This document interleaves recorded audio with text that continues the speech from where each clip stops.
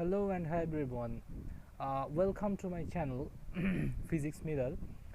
My name is Amitav De and I'm going to talk about my CSIR net physics about condensed matter physics of CSIR net in my fifth consecutive video. सो इन पाँचवा भाग में आपकी सभी का स्वागत है and यहाँ पे हम C S I R NET की जो कॉन्डेंस्ड मैटर फिज़िक्स वाला पार्ट है उसके बारे में डिस्कस करने जा रहे हैं जो हम पिछले 4 लेक्चर्स में भी किए हैं। तो चलिए हम स्टार्ट करते हैं। सो in the first slide we can see that how to calculate the acoustical and optical branches of a solid. We have already learned about acoustical and optical branches in our earlier slides, earlier lectures. So here we are going to talk about how to calculate the acoustical and optical branches. So you can see here that for one dimensional lattice we can the number of acoustical branch would be 1 and the number of optical branch would be p minus 1, and hence the total number of branches is p. In case of two-dimensional lattice, the number of acoustical branches would be 2 and number of optical branches would be 2p minus 2, and hence the total number of branches would be 2p. In case of three-dimensional lattice, the number of acoustical branches would be 3 and the number of optical branches would be 3p minus 3, and hence the total number of branches is 3p. So here just you remind this thing easily by reminding this thing as that in case of optical one dimensional lattice, the number of optical branches is p minus 1. So just in case of two-dimensional lattice you have to multiply 2 with it, so 2 into p minus 1, so 2p minus 2, that becomes 2p minus 2. In case of three-dimensional lattice, the number of optical branches would be 3 into p minus 1, so just the dimension have to be multiplied with p minus 1. So that's how we can remember this thing. So यहाँ पे हम देख रहा हूँ कि कैसे हम optical and अकाउस्टिकल branch calculate कर सकते हैं किसी लैटिस की। यहाँ पे जो P है वो actually number of primitive unit cell को डिफाइन करते हैं। तो हमने अकाउस्टिकल एंड ऑप्टिकल ब्रांचेस के बारे में उसका जानकारी हमने 4th वीडियो में लिया था। तो इसी का ही कैलकुलेशन कैसे हम निकालते हैं, कैसे हम नापते हैं वो हम यहाँ पे डिस्कस करेंगे। तो dimension, in case of one dimension the number of acoustical branch यहाँ पे 1 होंगे, अकाउस्टिकल ब्रांच की नंबर यहाँ पे 1 होंगे, ऑप्टिकल ब्रांच की नंबर यहाँ पे p माइनस 1 होंगे एंड टोटल ब्रांचेस होंगे p. So in two dimension में हमारा अकाउस्टिकल ब्रांच की नंबर होंगे 2, ऑप्टिकल ब्रांच की नंबर होंगे 2p minus 2 and total number होंगे 2p. थ्री डायमेंशन में 3 होंगे अकाउस्टिकल ब्रांच की नंबर, ऑप्टिकल ब्रांच की नंबर होंगे 3p minus 3 and total branches होंगे 3p. सो अगर हम आपको क्वेश्चन में ऐसे बोला जाता है कि किसी पर्टिकुलर लैटिस के लिए अकाउस्टिकल या फिर ऑप्टिकल ब्रांच निकालो, जो कि इस बार भी गेट एग्ज़ाम में आया था, तो इसके लिए इसका सिग्निफिकेंस ज़्यादा है। तो आप इस फार्मूला को यूज़ करके इसी 3 फार्मूला को यूज़ करके आप आसानी से उसका वैल्यू निकाल सकते हैं। So in the next slide we are seeing that how to calculate the lattice specific heat, how to calculate the specific heat of a lattice. So there are various laws or various assumptions actually to get the lattice specific heat measured. So the first law, or you can say rule, for getting the lattice specific heat measured is the classical theory, that is Dulong-Petit's law. So the assumptions are like, according to this theory, all the atoms that are in vibration are assumed to be classical harmonic oscillators. So we know about classical harmonic oscillator from our statistical and thermodynamics, statistical mechanics and thermodynamics. So from here we can get the idea of classical harmonic oscillator, means the oscillators are taken as harmonic. So in next assumption, it is being said that the atoms are independent of each other. All the atoms are independently vibrating. No one atom is actually depending on other atom, how the other atoms are vibrating. that does not actually means change the vibration of each and every atoms. So each and every atoms are independent of the vibration of other atoms. In third case, it is being said that they are vibrating with identical frequency. That means actually all the atoms have the same mode of frequency. It is not that one group of atoms are vibrating in a certain frequency with a certain frequency and some other group of atoms are vibrating with some other kind of frequency. So all the atoms are identically homogeneously vibrating with same frequency. Okay, so यहाँ पे जो तीन assumptions लिए गए हैं उसका first assumption ऐसा है कि जो एटम्स है वो एक्चुअली क्लासिकल हार्मोनिक ऑसिलेटर की तौर पे यहाँ पे कल्पना की गई है। दूसरे भाग में जो एटम्स है वो इंडिपेंडेंटली वाइब्रेट कर रहे हैं, किसी दूसरे एटम की वाइब्रेशन के ऊपर उसका वाइब्रेशन डिपेंड नहीं कर रहे हैं, ऐसा एज्यूम किया गया है। मतलब सभी का कांस्टेंट वाइब्रेशन है, एक ही जैसा फ्रीक्वेंसी है सभी का। किसी का मतलब एक ग्रुप ऑफ एटम्स एक तरह की मूव कर रहे हैं फ्रीक्वेंसी लेकर, वो वाइब्रेट कर रहे हैं, दूसरे ग्रुप ऑफ एटम किसी दूसरे फ्रीक्वेंसी को लेकर वो वाइब्रेट कर रहे हैं, ऐसा नहीं। सारे जो एटम्स है वो एक ही होमोजीनियस फ्रीक्वेंसी को लेकर वाइब्रेट कर रहा है, आइडेंटिकल फ्रीक्वेंसी को लेकर वाइब्रेट हो रहा है। सो ये है हमारा क्लासिकल थ्योरी और डुलोंग पेटिट्स लॉ की जो basic assumptions. In this slide, we'll learn about how to calculate the lattice specific heat using the assumptions that have been taken in case of classical theory or Dulong-Petit's law. So, in case of classical harmonic oscillator, from thermodynamics, we know that the energy would be proportional to the temperature. So, E proportional to T. So, यहाँ पे E proportional to T होंगे. So, since it is E proportional to T, so having E equaled to that of T, we need an equality constant or proportionality constant. So Kb is that constant, that is specifically known as Boltzmann constant. So Kb is nothing but the equality constant of the proportionality relation E and T. So E equal to kBT is the energy of one atom in 1D space. In 3D space, the energy, the entire energy would become 3 into kBT. So since we have assumed that n number of atoms are vibrating in the solid, so the total energy would become E equal to 3n kBT. So our energy has become 3n kBT. So n into kB can be written as capital R, that is known as actually universal gas constant. From ideal gas relation, we know that PV equal to RT, where universal constant R plays an important role. So from our knowledge of physical chemistry, we know about that. Next is that C equal to the lattice specific heat, C equal to del E and del T. So lattice specific heat can be calculated by differentiating the energy with respect to temperature. So having differentiated with respect to temperature, we can get the lattice specific heat as 3R. So our lattice specific heat becomes C equal to 3R in case of classical theory or Dulong-Petit's law. So the theory is valid only for high temperature. We'll see that in next slide.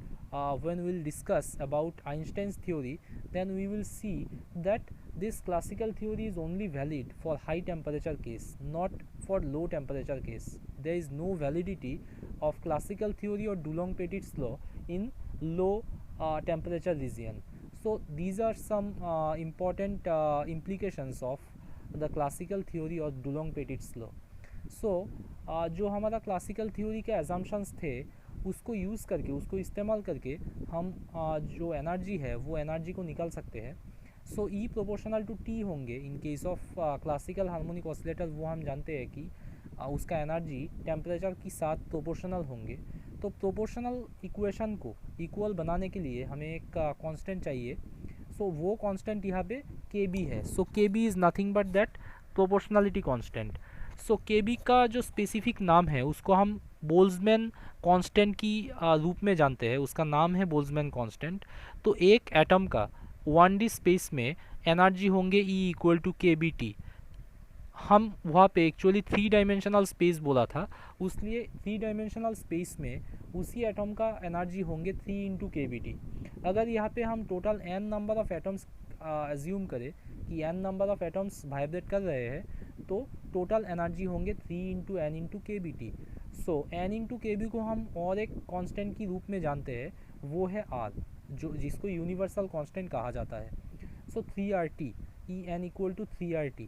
So lattice specific heat calculate करने के लिए जो energy हमें अभी मिला है E equal to 3RT, उसको सिर्फ T से डिफरेंशिएट करना है, तो उसका रिजल्ट आएगा C इक्वल टू 3R। सो ये जो लेटिस स्पेसिफिक हीट का वैल्यू आया है 3R, वो एक्चुअली सिर्फ हाई टेम्परेचर रीजियन के लिए ही मीन्स अप्लाई होंगे, लेकिन हम इसको लो टेम्परेचर रीजियन के लिए अप्लाई नहीं कर सकते हैं, वो वैलिड नहीं होंगे क्लासिकल थ्योरी यानी डुलोंग पेटिट लॉ। हम बाद में जब आइंस्टाइन्स थ्योरी देखेंगे बाद की स्लाइड्स में, तब देखेंगे कि कैसे ये जो डुलोंग पेटिट लॉ या फिर क्लासिकल लॉ है वो कैसे मतलब डेविएट कर जाते हैं इन लो टेम्परेचर रीजियन। सो बाद की स्लाइड में हम आइंस्टाइन स्पेसिफिक हीट के बारे में, आइंस्टाइन्स लॉ के बारे में सीखेंगे। सो this is the slide about Einstein specific heat. So what are the assumptions in case of Einstein specific heat? So as per the slides, assumptions are same as classical theory, with one difference is here, is that quantum harmonic oscillator are, means all the oscillators are being taken as quantum harmonic oscillator.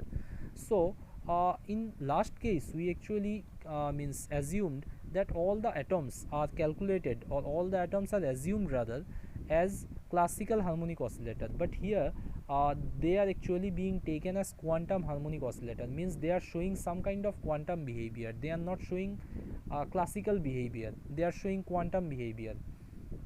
So all the oscillators are showing quantum behavior, and means else all the assumptions are same for those quantum harmonic oscillators, that those are actually vibrating with same mood of frequency, those are independent of the vibration of other atoms, that is the vibration is constant irrespective of the vibration of other atoms. These are all the assumptions as same as in case of Einstein specific heat also. So Einstein specific heat में हमारा जो classical assumption था, उस classical assumption की साथ उसका एक ही variation है और डिफरेंस है कि यहाँ पे एटम्स को क्वांटम हार्मोनिक ऑसिलेटर की तौर पर एज्यूम कर रहे हैं हम, मतलब इसको हम क्वांटम हार्मोनिक ऑसिलेटर ऐसा मान रहे हैं, मतलब हर एक जो एटम्स है वो एक्चुअली वाइब्रेशन करने की टाइम क्वांटम बिहेवियर शो करेंगे, क्वांटम बिहेवियर डेमोन्स्ट्रेट करेंगे, तो उसके लिए इसको क्वांटम हार्मोनिक ऑसिलेटर बोला जा रहा है। जो मतलब बाकी का जो एजम्पशंस है वो सेम है यहाँ पे भी, कि यहाँ पे जो एटम्स है वो सेम फ्रीक्वेंसी को लेकर वाइब्रेट कर रहे हैं, एंड मतलब एक एटम की वाइब्रेशन दूसरे एटम से नहीं मतलब अफेक्टेड हो रही है, तो ये जो एजम्पशंस था वो लगभग सेम है, लेकिन एक ही डिफरेंस है, क्वांटम हार्मोनिक ऑसिलेटर माना गया है इसमें। हम बाद की स्लाइड में इसका जो कैलकुलेशन है वो देखेंगे। तो in this slide we will calculate the energy and lattice specific heat using the assumptions that we just have taken in earlier slide for Einstein specific heat. So here the difference of the energy with the classical harmonic oscillator is that here E becomes 3/2 a squared omega plus 3 a squared omega divided by e power a squared omega by kBt minus 1. So what does this 3/2 a squared omega means? 3/2 a squared omega is known as actually 0 point energy. So we'll learn about 0 point energy in our means atomic and molecular physics. So in atomic and molecular physics, this 0 point energy, the brief discussion of 0 point energy will be discussed. What does 0 point energy mean, and what are the roles it plays in case of atomic physics. So we'll learn that in case of atomic and molecular physics. So here the 0 point energy would become 3/2 a squared omega, and in certain temperature capital T, the energy would become something more along with 3/2 a squared omega, and that is being defined as this part 3 3 a squared omega into 3 a squared omega divided by e power a squared omega by kBt minus 1. So this is the entire energy in a certain temperature capital T. So if there are n atoms have been vibrating in the solid, so the total energy for n atoms should be En equal to 3 by 2 n a squared omega plus 3 n a squared omega divided by e power a squared omega by kBt minus 1. So just you see here, one constant is being repeatedly used, that is h cut, that is known as actually Planck's constant. Planck's constant is being described as h cut, that is h cut equal to h by 2 pi. We know that. So h cut only is used in case of quantum means the atoms that shows quantum phenomenon. For those atoms we can use this h cut, because we know from the Planck's theory, nothing but the Planck's theory gives us the first idea of quantum mechanics. So that's why in case of quantum mechanical phenomena we have to use this constant. So this constant plays an important role in quantum mechanics. Throughout the quantum mechanics we will see about h cut, and means with the affiliates of quantum mechanics, the branches that are affiliated to quantum mechanics, in those branches also we will see the uses of h cut or Planck's constant. So since all the atoms are being taken as quantum harmonic oscillator, that's why this h cut or Planck's constant is taken into granted. Next is that to calculate the lattice specific heat, the system is same, differentiating the energy that we have just calculated with respect to T. So having differentiated the energy with respect to T, we get the lattice specific heat as in this form. So C equal to 3R into theta E by T whole square into e power theta E by T divided by e power theta E by T minus 1 whole square. So this is the form of the lattice specific heat using the assumptions of Einstein specific heat. So at high temperature, when temperature is very high, then T becomes very greater than theta E. So in that case, if we calculate briefly, then our means C becomes 3R. So that's why the in case of high temperature, the classical theory and the Einstein's theory are same. There is no difference between Einstein's theory and classical theory for having measured the specific heat. So यहाँ पे हम देख रहे हैं कि Einstein specific heat की जो assumptions था उसको यूज़ करके उसका जो एनर्जी निकाल के आया है वो है 3 by 2 a squared omega plus 3 a squared omega divided by e power a squared omega by kBt minus 1. So 3 by 2 a squared omega जो है उसको 0 पॉइंट एनर्जी कहा जाता है, जिसको हम एटॉमिक एंड मॉलिक्यूलर फिजिक्स में डिस्कस करेंगे. एटॉमिक एंड मॉलिक्यूलर फिजिक्स में उसका जो महत्व है वो डिस्कस की जाएगी. तो 3 by 2 a squared omega is known as 0 point energy. So एक सर्टेन टेम्परेचर T पे 0 point energy 3 by 2 a squared omega के साथ उसका थोड़ा और भी मॉडिफाइड फॉर्म हमें मिलते हैं जो है 3 a squared omega divided by e power a squared omega by kBt minus 1. So this is the temperature, this is the energy in case of a certain temperature capital T. So हम assume किया है कि 3 dimensional space में n number of atoms vibrate कर रहे हैं, तो उसका टोटल एनर्जी आएगा 3 by 2 into n h cut omega plus 3 n h cut omega divided by e power h cut omega by kBt minus 1.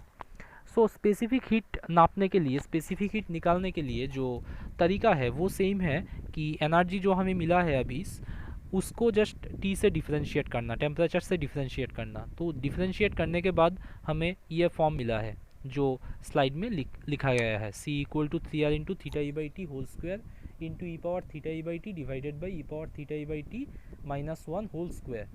अभी अगर टेम्परेचर बहुत ही ज़्यादा हो, T very greater than theta E हो, तो लेटिस स्पेसिफिक हीट बनते हैं 3R, जो कि क्लासिकल थ्योरी के साथ लगभग सेम है. तो classical theory and Einstein theory में कोई फ़र्क नहीं है हाई टेम्परेचर के लिए, लेकिन लो टेम्परेचर जोन के लिए classical theory and Einstein theory में थोड़ा फ़र्क है. And that difference is actually in case of low temperature C equal to 3R into theta E by T whole square into e power minus theta E by T.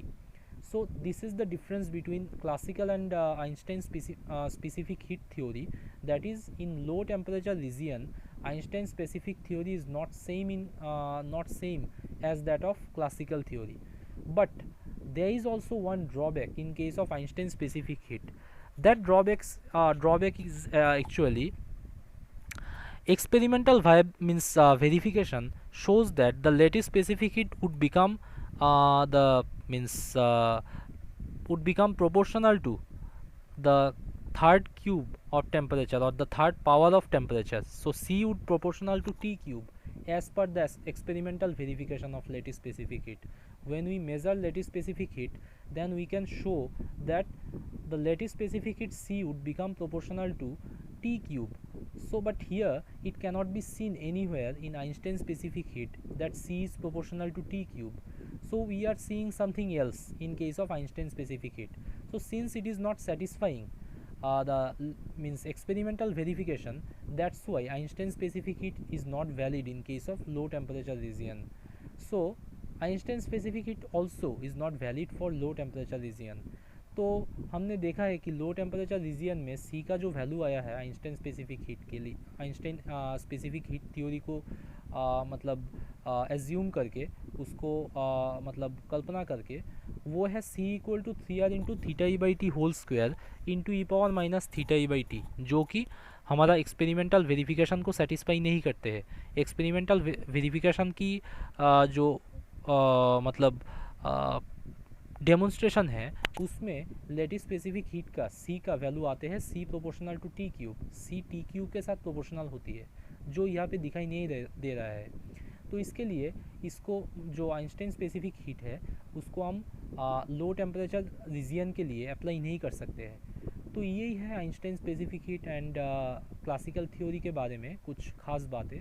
तो आज इतना ही. हम बात की लेक्चर्स में जो इसका मॉडिफिकेशंस है उसको हम देखेंगे.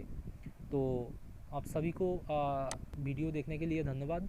Thank you all for watching the video and just you keeping on watching the videos and give your valuable suggestions in comment box to means how to modify the videos in future. So thank you all and subscribe the channel and just click on the bell icon to get the notifications after each videos having been published in the YouTube with no time.